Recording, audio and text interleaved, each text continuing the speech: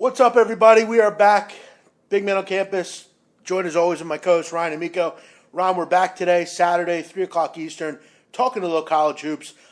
Today I did the SBR show, as you know, and I was inundated with, people hitting me up on Twitter and asking me, what are my thoughts on this game and that game. And sometimes we don't always get a chance to go over every game. So I figure, we'll come on here, kind of a little bit easier process to come on and kind of just break everything down.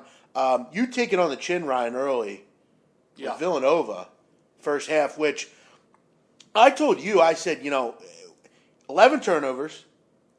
Josh Hart and Jalen Brunson had terrible halves. Yep. And you really had the opportunity to cover. Just some miscues late. And that's kind of my one kind of problem with some of the late games. What are your thoughts on that? Kind of your thoughts on what you saw for Villanova today. Yeah, it was just a sloppy half by Villanova, really.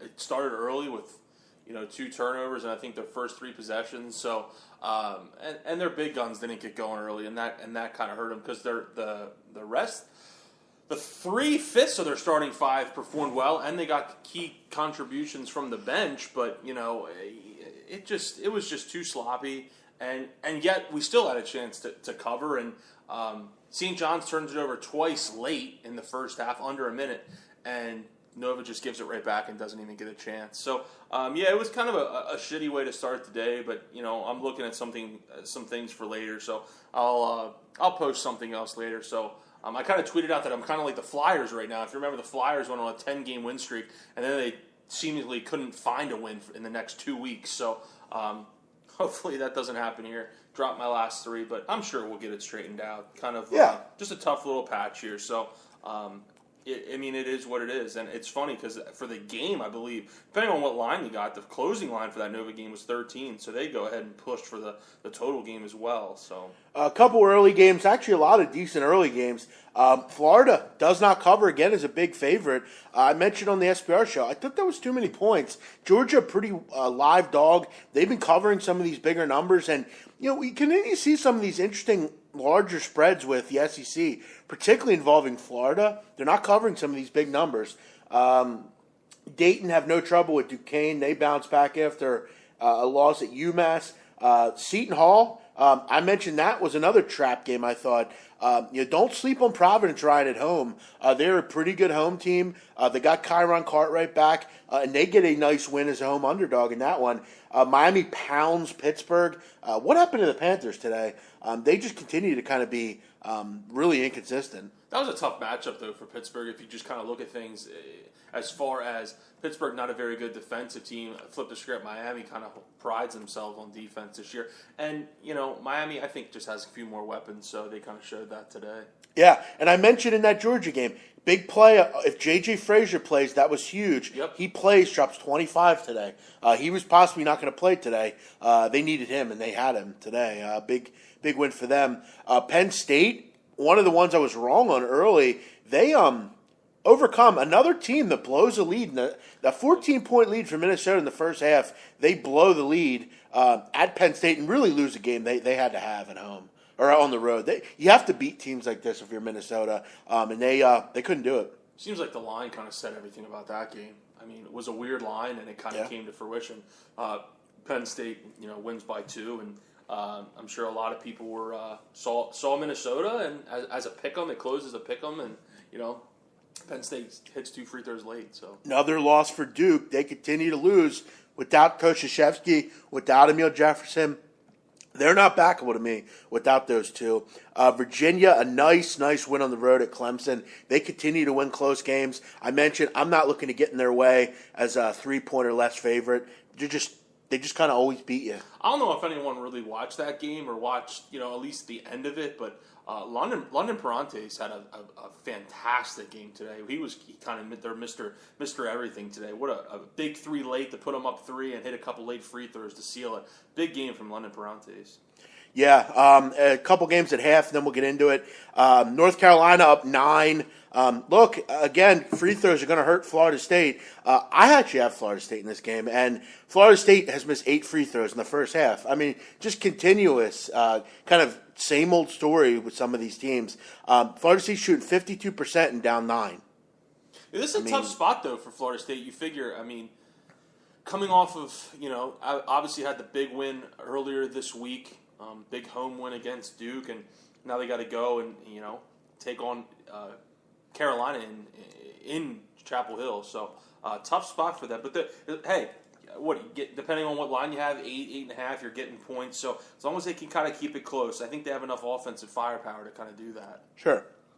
Let's jump into the rest of the card here, Ryan, as we move on to the rest of the games here. We'll take a look first here at Alabama LSU. And I mentioned, kind of quickly with this one, 2 different styles here. LSU kind of plays up-tempo, run and gun. Alabama, we know, like to slow it down, play in the half court, really don't have much of an offense. But you got to kind of wonder why they're favorite in this spot. I feel like LSU might be worth a look here. At home, I feel like they're going to be able to kind of do what they want, I think. But Alabama's so hit or miss, really kind of a tough team to back. They're tough to watch. Yeah, LSU, man, I'll tell you, I'm not sure I'd be willing to back a team, though, that's given up 94 points on average over the last 5. That's just not – and look, I know Alabama is kind of inept offensively, but, that's not their thing. They really hang their hat defensively. I kind of lean Bama in that game. Yeah, so as you can see, neither of us really have much opinion on Alabama LSU. I would kind of there's definitely a lot more games to look at. Maybe you want to look elsewhere there. Miami of Ohio, Akron, no real opinion. Eastern Michigan, Ohio. Eastern Michigan can really score, Ryan. Ohio's played significantly better defensively lately. That seems like kind of a lot of points, for hot shooting Eastern Michigan team. But they're one of those teams where if they're not hitting shots, they're not very effective. And, some teams can hang their head on defense or whatever. That's not really what Eastern Michigan can do. I'm not really looking to fade Ohio at home. Does seem like a lot of points, though. I don't have much opinion. Question mark is whether Ray Lee plays today. Yeah. Any update on him? Did you hear anything? I have not seen anything on Raymond Lee, but again, that's obviously important. He's one of their better players, so keep in mind, maybe that's why the line's a little bit higher than maybe you might think. Valpo, Cleveland State. I've mentioned that. I have a play in that game. UCF, Houston. This is an interesting game here, Ryan. Taco Fall has not played well lately for Central Florida. He is, I believe, been scoreless in his last 2 games. He has not played well. And ever since B.J. Taylor came back, you thought that would kind of give Central Florida a shot in the arm, but it really hasn't. They've not played well. And Houston, we know they can shoot the ball. They've went on the road and won games. I kind of want to lean Houston here. That's where I lean. Absolutely. UCF, they're really going to want to kind of grind it out with you, play good defense, keep the game close, and kind of see what happens at the end. Houston, at least we know this team can score. They, in turn, do play good defense, and you kind of hit the nail on the head. B.J. Taylor, he's obviously the X factor since he's come back. They've kind of righted the ship a little bit. So I like Houston in this spot. This is definitely one of the later games that I really do like. Yeah, I definitely have my eye on that one for sure. Boston College, Syracuse. No real opinion. Boston College is playing better. I'm not sure Syracuse should really be laying this kind of number to anyone, but, I don't know. Blow potential here possibly, but Don't be surprised to see BC hang tough. Temple, I'm not looking to lay points at them right now. They've been one of the more inconsistent teams in the country. Maybe time for Fran Dunphy to move on at Temple. I've talked to some people about that. Tulsa, for what it's worth, you're always going to play hard under Frank Haith. Listen, call me crazy, but I'm not looking to lay 6-7 points at the Owls right now. Yeah, likewise, absolutely. Auburn, Kentucky, seems like a lot of points here, Ryan. To give Auburn an up and coming team, a team that's filled with a lot of young kids. They don't get tired, Ryan. They're kind of always over the place. Listen, I know that Kentucky's good. I'm aware of it. Just seems like a lot of points, but maybe it's kind of a trap in a way, but Auburn did beat Kentucky last year, Ryan, Correct. In Auburn. My sense is it's too many points. I could see this one, 81-63 or something. I don't know that it'll be a 30-point blowout here for Kentucky. It comes down to whether you think Auburn can kind of I don't want to say use the term keep up, but whether they can match the points per possession for Kentucky. I mean, this is a Kentucky team that's scoring 94 points per game. I know Auburn is scoring almost 80, but in Kentucky in this situation, that's the kind of question you have to ask yourself. I don't like backing against Kentucky, but that is a lot of points. Yeah, and I mean, Auburn has many times this year kind of hung around from 3-point shots and things like that. I'm the one to think that's too many points. West Virginia at Texas. Can West Virginia continue their stellar play? Texas without Tevin Mack, their second leading scorer, I believe. He was suspended by them indefinitely. That's a big loss for Texas. Still have Kerwin Roach and other guards, but that West Virginia press is so tough. Now they're going to go on the road, though, after that big win against Baylor. Could be kind of a trappish spot here, but I hate betting against West Virginia, so I'm going to kind of avoid that one. Yeah, I avoid that one as well. I don't really not really a huge fan of laying double digits on the road, but Mack being out is obviously a big X factor for Texas. Where they get their points, that's another ball handler that's out of the lineup against that press. So I kind of lean West Virginia, but I don't have much on it, right? Washington State, Cal. I don't know. I mean, Cal's looked a little lethargic at times this year. They're not really a team that's going to go run up and down and score 80, 85 points a game. Washington State's improving. I'm not really one to back them, though. This just seems like kind of a too many point kind of scenario, I feel like. But Washington State was just blown out by Stanford, so I'm not really looking to run to bet them either. I have not much opinion on this one. Neither do I. Absolutely. Florida International, San Antonio, no opinion. La Tech, Old Dominion, good one in the Conference USA. Old Dominion really wants to muddy the waters, Ryan. They want to play in the 50s. La Tech, they don't want to play in the 50s. They want to kind of get up and down the court. Another game where the contrasting style is going to run here. If this comes into a up and down kind of battle, I kind of like my chances with La Tech. These are kind of coin flippy games to me. I'm not looking to bet, though, against Old Dominion at home. I just kind of think they'll do enough, especially on the defensive end, to get the job done here. Yeah, it's a shame Old Dominion wasn't a little bit more prolific offensively. And I'm not talking about even scoring-wise. I'm just talking about, efficiency-wise. I wish they shot the ball at a higher percentage, only shooting about 37% and not even 30% from three. So I wish they were a little bit more effective, because I think this would be a team that could really kind of do some damage in that conference. I mean, they're only 2-3 straight up, or they're 4-1 straight up in that conference. So, like you said, muddy the waters. I lean Old Dominion, a lot of La Tech steam. I mean, this line has gone down to -1 and opened up at -4, so a lot of steam coming in there. So, I lean Old Dominion. This is actually a game that kind of caught my eye early this morning. I like Old Dominion. Yeah, I mean, they've won 7 of 9 at home this year. La Tech doesn't do a whole lot for me, especially after their coach went to Stanford. Or not Stanford. He was coaching UAB, I'm sorry. But, yeah, I like Old Dominion. They definitely love to muddy the waters. My concern is, like you said, though, if they're not shooting, they're really tough to watch. San Jose State, Air Force, no opinion. Maybe under. I mean, yeah, San Jose, I watched them play. They're pretty brutal to watch. Columbia, Cornell, no opinion. Eastern Tennessee State against Western Carolina. Interesting game here, Ryan. East Tennessee State, probably the best team in the Southern Conference. Western Carolina, quite possibly one of the worst teams in Division I. They are the worst offensive team in Division I. East Tennessee State really should be able to win by 25, 30 points here, if they want. That's the big question. Will they run the score up here? Western Carolina, I mean, you look at some of their step-up games, they're scoring 38 points, 44 points. I mean, this could get ugly. That's the problem. They can't score. I mean, you score 53 points per game on the road. That's an issue. And you got an Eastern Tennessee team that can really kind of fill it up at home. They're scoring upwards of 90 points per game. So like you said, this is kind of one of those kind of name your score games, and it all comes down to whether East Tennessee State wants to kind of just go for the throat or just kind of cruise through the game. I'm one to think they will. They should win by 20, 25 points here. Delaware, Drexel, battle of the shit teams here. And CAA, Ron, I hate to say it. I know you're a Delaware guy, but they're pretty bad. No, they are. Can they hang today? Can they hang today at Drexel? I mean, I don't. I looked at this game, and I mean, at some point you got to get tired of beaten up on. That's true to a degree, but if you don't have the talent, it's kind of difficult. I mean, it's one thing to kind of put your best foot forward every game and say, this is going to be the game where we kind of get right. And, lines dropped the point. It's down to -6 in favor of Drexel. I'm not a big fan. Obviously, Delaware, especially on the road, where they're 2-8 and they're not covering. You flip the script with Drexel, though. They haven't covered in their last 5, so you kind of wonder about that as well. I mean, I'm not going to play this game, but gun to my head, I would take Drexel, Jeff.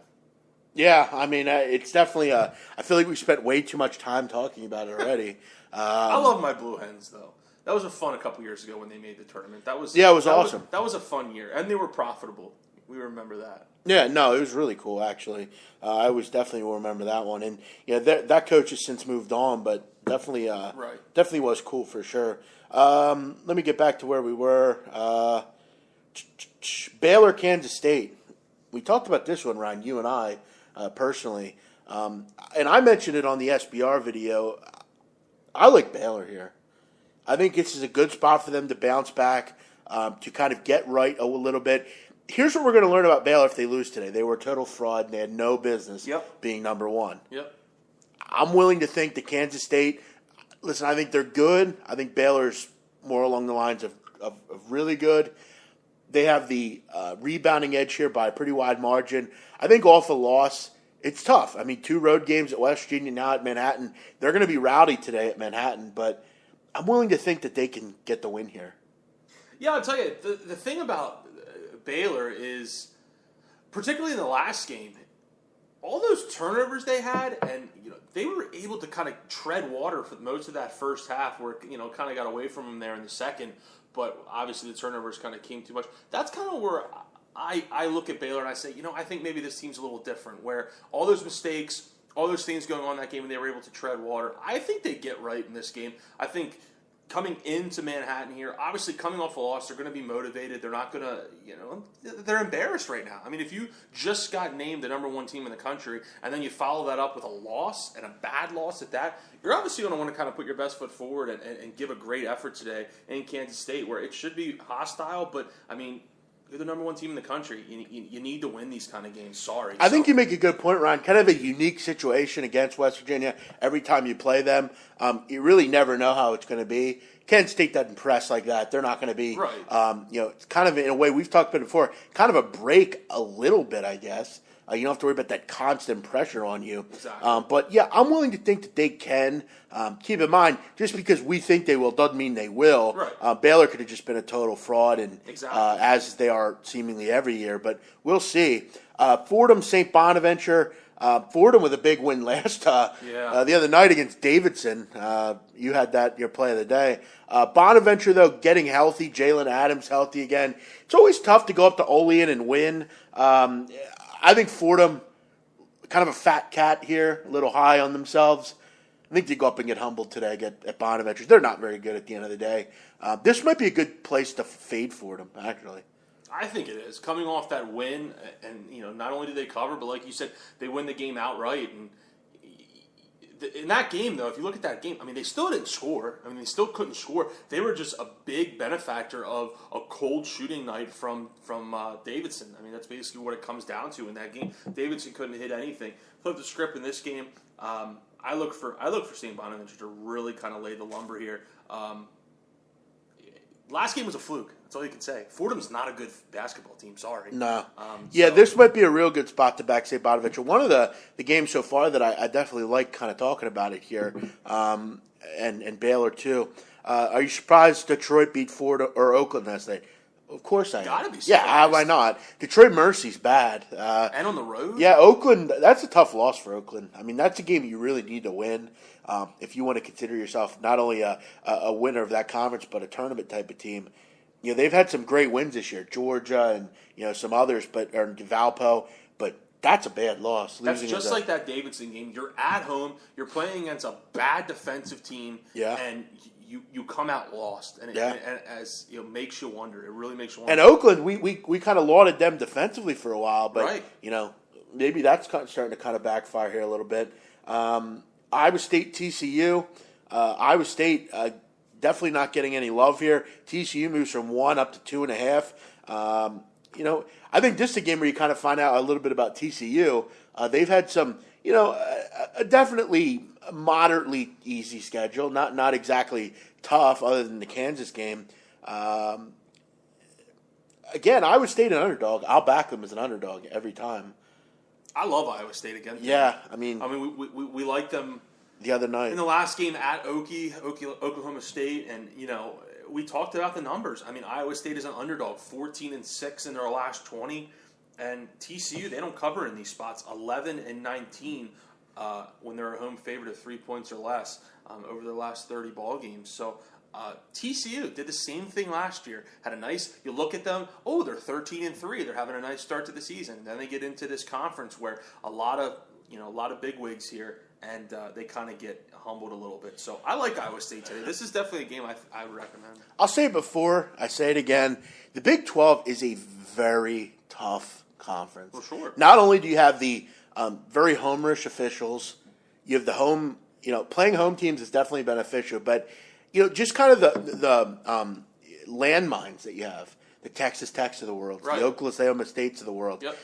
Look what Oklahoma State's doing today. They're winning in Lawrence. Yeah, just kind of random things. And, I think you kind of find one or two teams that work for you here. And Iowa State has worked as an underdog. I'll continue to kind of play them if you ask me. Maryland, Illinois. I like Illinois at home. Other than that, I'm not high on Illinois. But then again, I'm not high on Maryland on the road either, off of a big win against Indiana. Yeah. I love Melo Trimble, but Illinois, when they get hot, when they're hitting threes, they really fire down on you. That crowd's pretty good, always there. I think off a loss, I get the feeling that it's a close game.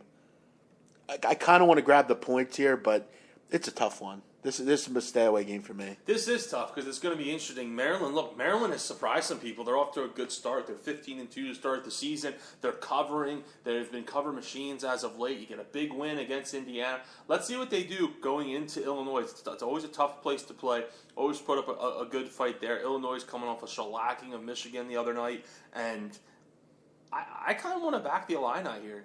I kind of look for a letdown here from Maryland, but Big Ten basketball can be hard to get a rid on because, like you said, with the Big 12, there's like scrappy teams that you have, those landmines you call them. States. I mean, that's kind of how the Big Ten is with Nebraska this year, with Illinois, with Penn State now, Northwestern. Doing that. So I mean, there's definitely that's definitely just the same as this conference. Yeah, I think in college basketball betting, I think one thing you have to definitely do, just find teams that work for you, stick with them, kind of navigate through, and you don't get involved with stuff that you don't really like. This one, I haven't really seen either of these teams a whole lot, sure. So I'm just kind of avoid. South Florida, Memphis, no opinion. Missouri, Arkansas. Missouri's played a little bit better lately. Should Arkansas really being this big a number in an SEC game? I'm willing to think no, but they have a lot of seniors in Arkansas. It's always a tough place to play in Razorback land. I just think this is too many points, personally. A lot of people betting the over here. Maybe you look under. Nevada, Wyoming. I talked about this one, Ryan.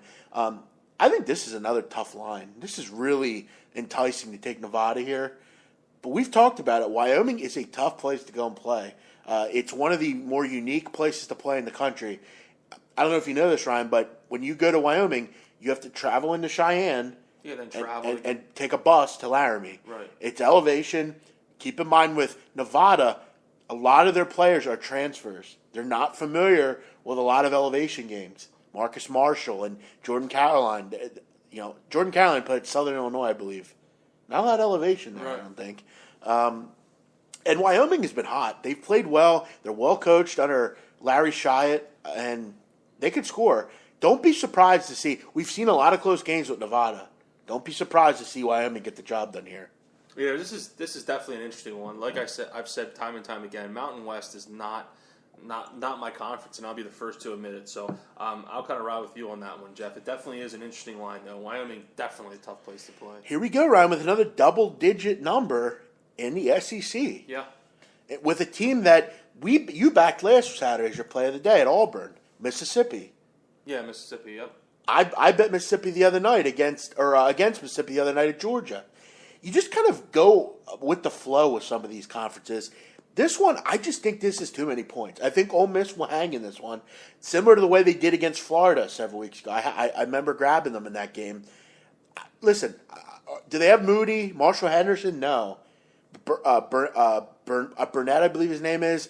Steven Sayas, a good rebounding team. Is South Carolina good? Yeah, they are. As a 3 or 4 point favorite, I'm on them. But laying 13, uncharted waters, I feel like. They have not laid a lot of numbers like this. I'm willing to think this one's close. Well, look at Ole Miss. I mean, they've covered 5 of 6 on the road. So, I mean, that right there needs to tell you that, hey, maybe I need to take a look at grabbing 13 points here. You know, South Carolina, you know, haven't been anything special ATS at home where they're only 3 and 4 to the number.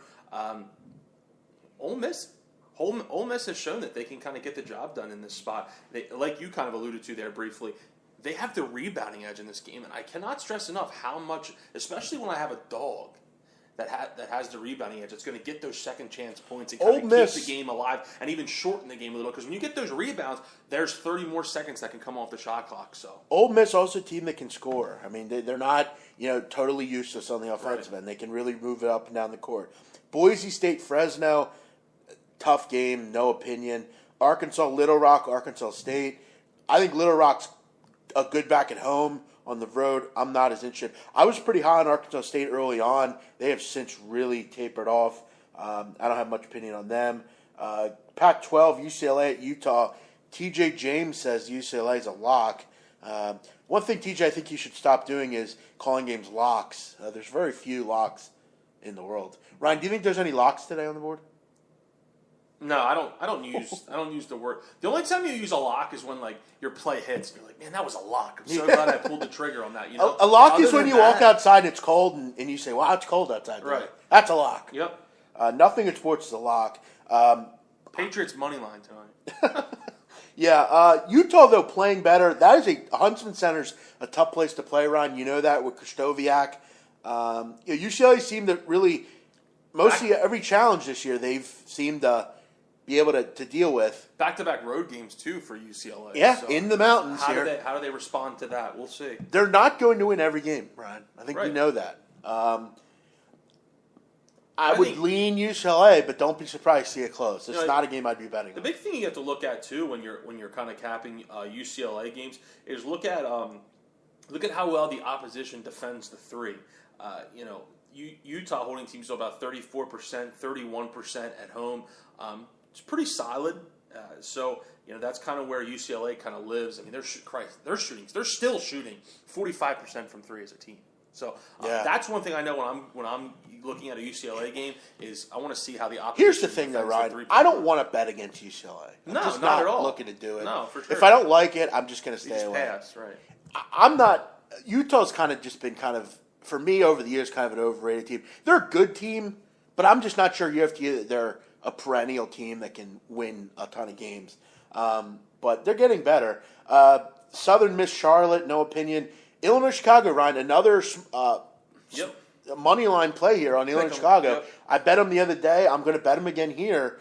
I think they're worth a look. Youngstown State, one of the middling to lower Horizon League teams, don't play any defense. And Youngstown State, Ryan, a horrendous home team against the spread. Not good at all. I'll continue to back Chicago here. They've played pretty well, barring circumstances that their best player, Dikembe Dixon's out. Imagine if he's in there. Exactly. It'd be a really good team. They've been a nice, pleasant surprise, has Illinois Chicago. I mean, they're keeping their head above water. They're 9-8. They're 9-4 ATS. They cover on the road. You talked about how well Youngstown or how poorly Youngstown State is at home. They're 1-5 this year. They're 7-18 over the last 3 seasons. And I mean, when they're playing against a team with a winning record this season, I'm talking about Youngstown, they're 1-6 to the number, Jeff. I see nothing here that tells me to back the Penguins. Yeah, they are just a shitty team. They have been for a number of years. The only thing good about Youngstown State is Bo Pelini's turning things around with their football program and FCS. But nothing as far as basketball am I interested here. Some of these Ivy League games, no interest. Washington, Stanford. We said the other night, should Stanford lay 7.5 to anyone, and they shut us up and rolled. Do they have two in on them? Markel Fultz and Washington coming to town. Mark my words. I think Washington wins tonight. I really think they do. I think they're. I think offensively really strong. I don't think Stanford can really exploit them offensively. Call me crazy. I think Washington's a live dog tonight. Interesting. Yeah, two similar teams here.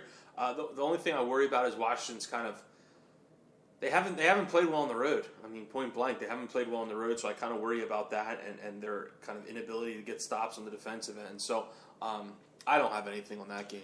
Wichita, Illinois State, Ryan, every year it seems like Wichita just rolls through this conference. Of course. They have been vulnerable at times once in a while on the road, though. Illinois State, many believe, is their toughest competition. Redbirds, always well-coached, play great defense. I feel like under might be a good play here. You know, both these teams kind of locked down defensively. We see a low game in the low 60s maybe. All 5 conference games for Wichita is going over. Yeah, that's the problem.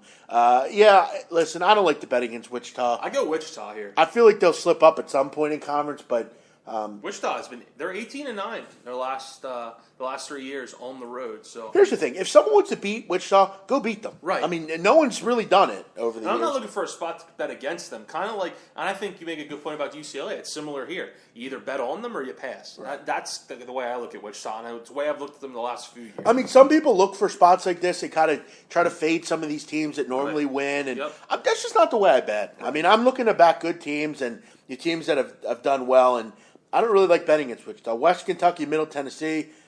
Middle Tennessee's, I think, really good. But ever since that game last week where they were up 20 with 3 minutes to go and end up pushing that game against North Texas, I've kind of been sour on them. I don't really know. I haven't looked into it. No real opinion. West Kentucky's not good. They'll be good, though, down the road. Do you have any opinion here? I do not. Santa Clara, Pepperdine, I'll pass. Georgia Southern, Lafayette, I'll pass. Tennessee, Vanderbilt. Good matchup internally here in Tennessee. Two pretty underperforming teams this year. I kind of feel like at some point Vanderbilt gets it straight, but Tennessee in these upper echelon games seem to always play pretty well. I feel like this is a close game, nonetheless. Yeah, Tennessee's weird. Even both their sports, basketball and football. I mean, this is a team that gets a lot of love from merchandise and all this other kind of shit, but they don't perform, and they haven't been performing. I mean, when's the last time Tennessee has been relevant? Right. I mean, really, they're just not a very good basketball program. It seems like ever since Bruce Pearl left, it's kind of been downhill. And I see where you're coming from, though, Jeff. This should be a good game, kind of down to the wire. I talk a lot of Vanderbilt's shit there on very Tennessee, dependent but I on. think I'd still take Vanderbilt. Vanderbilt's very dependent on threes. I mean, if they're not able to knock down shots, they don't have a particularly great offense. I don't know though. Texas Tech, Oklahoma. Flip a coin. I mean, yeah. Oklahoma. It seems like every game they should kind of get pounded without Jordan Woodard, but if they continue to. Yeah, kudos to them. Yeah. I think Texas Tech's fraudulent too. UTEP, FAU, no opinion. BYU, San Diego, not a real opinion. Cal Poly, Santa Barbara. Look, Cal Poly, Santa Barbara's trash. I mean, total garbage. But they're at home. I'll tell you what, though, there's not a team that has been hit harder with injuries this year and suspensions than Santa Barbara. I mean, they have nothing. Flip a coin there. Pacific, San Francisco. San Francisco should get the job done at home. Damon Stoudemire and Pacific have struggled to score this year. So, take your pick. Utah State, San Diego State. San Diego State got right last week with San Jose State at home. They're back at home again here. Really a game they should kind of continue to build on. They're getting a little healthier. I think some of the negative press in San Diego, maybe this is the team that rallies San Diego a little bit. I don't know. It's kind of a tough sports town right now. Kind of negative energy around San Diego. Right, absolutely. St. Mary's, Gonzaga. St. Mary's getting some love here, Ryan. Yeah, Line's down to 5. I just don't know that I see it here with St. Mary's. I think I could understand why you think this is a close game. I do. But I've said it before and I'll say it again. I think St. Mary's is a good team. I think Gonzaga is a great team. I think being at home here, I think it's obviously huge for Gonzaga. You mentioned 3-point percentage, Ryan. St. Mary's really good at threes. Gonzaga, 28.5% they're allowing from three this year. One of the top 5 best in the country. Karnowski wasn't in much last year. I think he kind of neutralizes Jock Landale a little bit.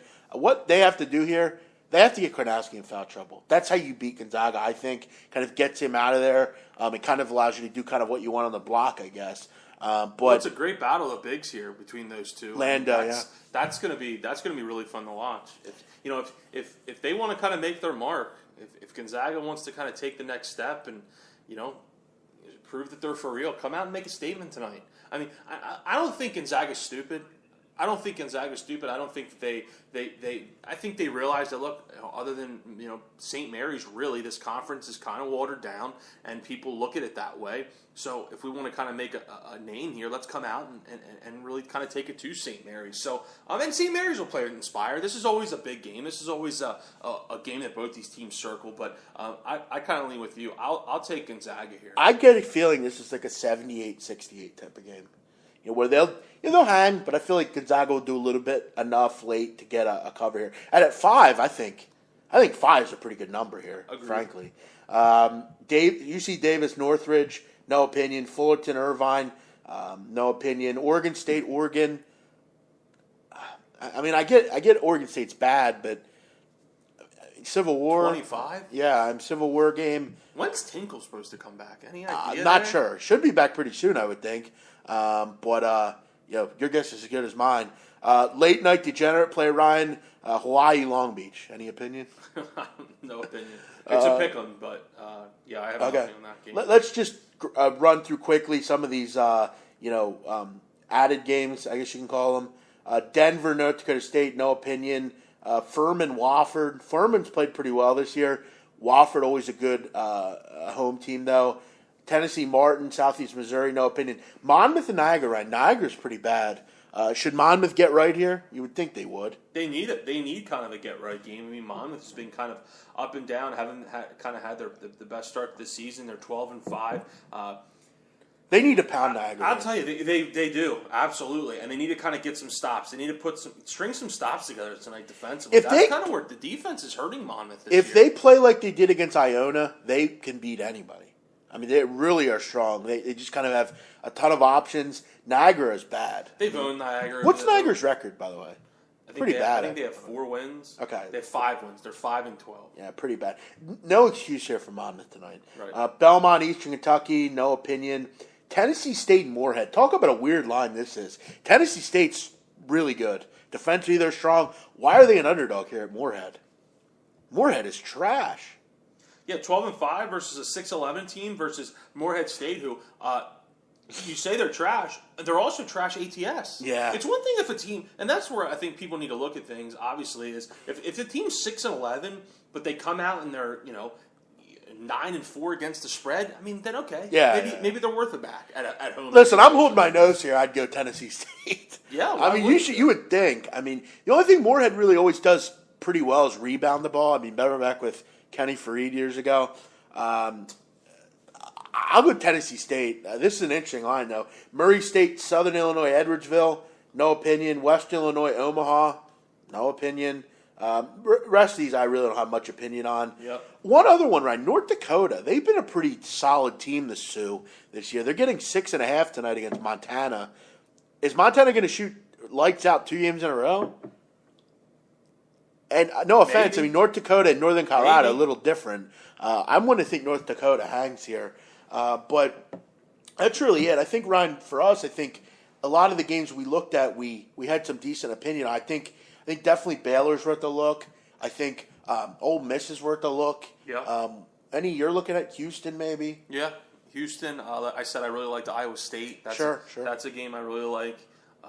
Sure. So yeah, I think there's a few spots where you definitely need to look and can pull the trigger tonight for sure. Flyers lose again, Ryan. Yeah. What has happened to the Flyers? Well, it's a shame because they scored about 3 minutes into this game and go up 1-0. They get a nice redirection from Belmar, and you think, hey, maybe they're onto something here. Now they got to go and face a hot Capitals team on the road tomorrow. This was a game they needed to have. I mean, Boston has been really bad at home this year, and the Flyers come off an emotional kind of come from behind win against Vancouver at home, and this is the Flyers team this year that they're up and down.